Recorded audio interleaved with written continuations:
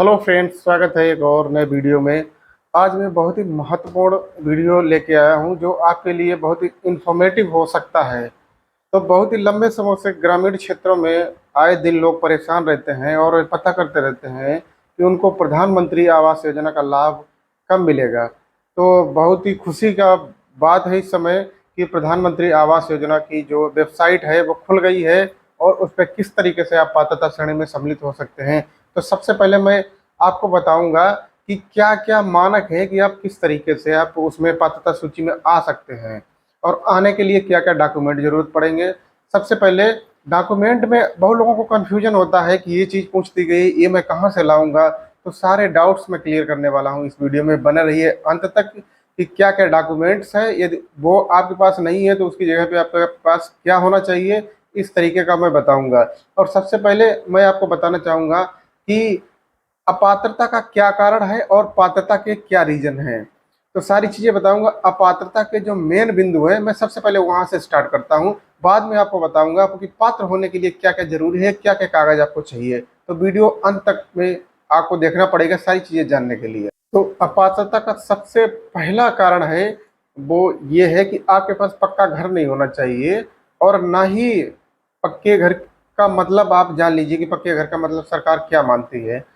पक्के घर से यह अभिप्राय है कि यदि आप पक्की दीवारों वाले छत में भी रहते हैं, पक्की दीवारें हैं, छत आपकी पक्की है, तब भी आपका पक्का माना जाएगा। यदि दीवारें चारों आपकी पक्की है और उस पर टीन पड़ी है तब भी आपका घर पक्का ही माना जाएगा।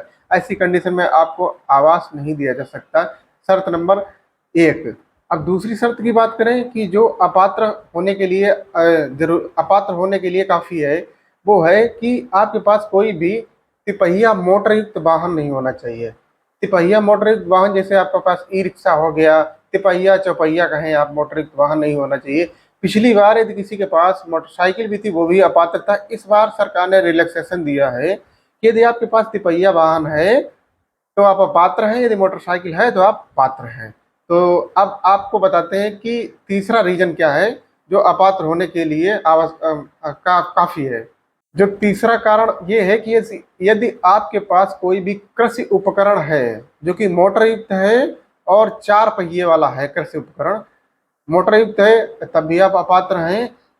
और चौथा बिंदु ये है, यदि आपके पास क्रेडिट कार्ड है जिसकी लिमिट 50,000 से ऊपर है तब भी आप अपात्र हैं।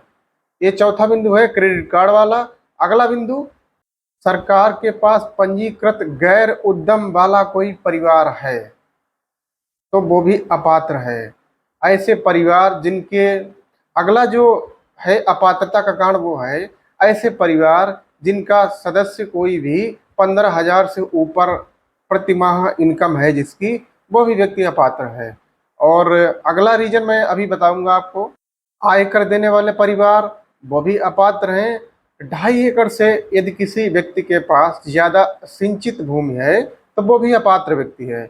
और अगली जो लास्ट शर्त है अपात्रता की वो ये है कि यदि आपके पास 5 एकड़ या उससे अधिक की असिंचित भूमि है तब भी आप अपात्र हैं। तो ये रही सारी शर्तें जो अपात्रता का कारण है। अब मैं बताऊंगा कि पात्र होने के लिए क्या क्या जरूरी है, किन को वरीयता दी जाएगी पात्रता क्रम में। तो शुरुआत करते हैं एक एक से। कच्ची दीवार या कच्ची छतों में रहने वाले परिवार जो है वो सभी पात्रता की शर्तों को पूरा करते हैं तो वो इसमें पात्र होंगे, नंबर एक।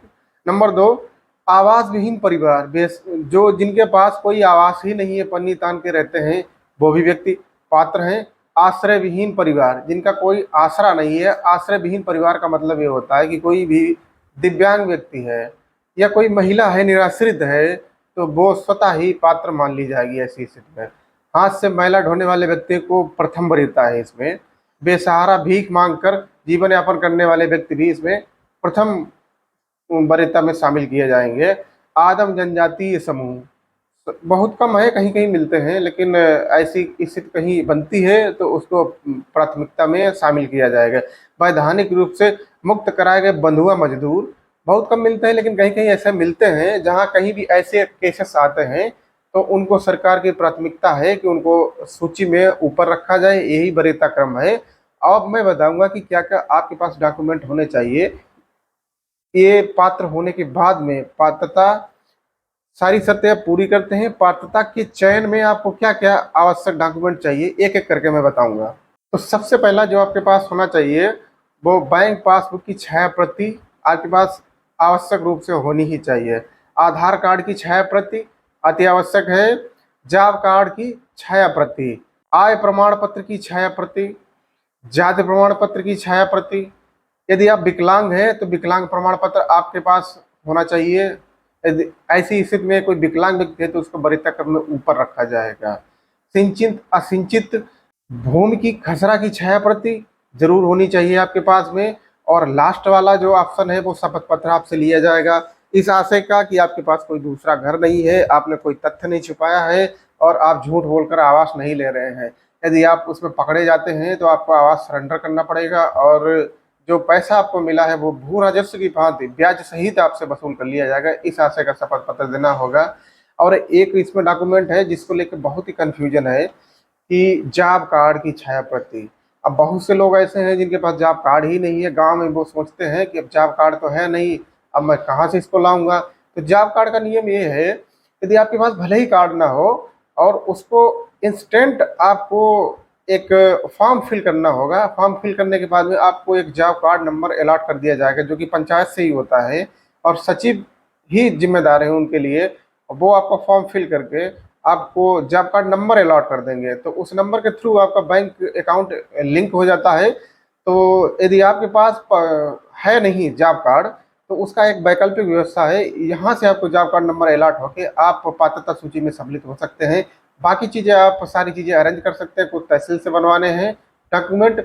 उसके बाद में जब भी लक्ष्य आएगा, यदि आप उस सूची में शामिल है, जिस वरीयता क्रम में है वो ऑटो जनरेटेड वरीयता क्रम बनेगी। अभी आवास प्लस की जो वेबसाइट है वहाँ से, तो वरीयता क्रम में यदि आप आते हैं तो आपको आवास का लाभ अवश्य मिलेगा। उम्मीद है मेरा ये वीडियो आपके सारे डाउट क्लियर कर पाया होगा और आपको वीडियो इन्फॉर्मेटिव लगा होगा। तो ऐसे ही और पंचायत से जुड़े हुए जो कि आपको डाउट है किसी चीज़ में, ऐसी चीज़ें जानने के लिए मेरे चैनल को सब्सक्राइब करें, लाइक करें और शेयर करें अपने मित्रों में। यदि आप नए हैं, पहली बार आए हैं चैनल पे, तो चैनल को सब्सक्राइब करना बिल्कुल भी मत भूलिएगा। बेल को ऑल पे प्रेस कर दीजिएगा जिससे इस प्रकार के वीडियोज का नोटिफिकेशन आपको तुरंत मिल सके। मिलते हैं अगले वीडियो में, तब तक कीप ट्रैकिंग ऑफ ग्रिड 4.0।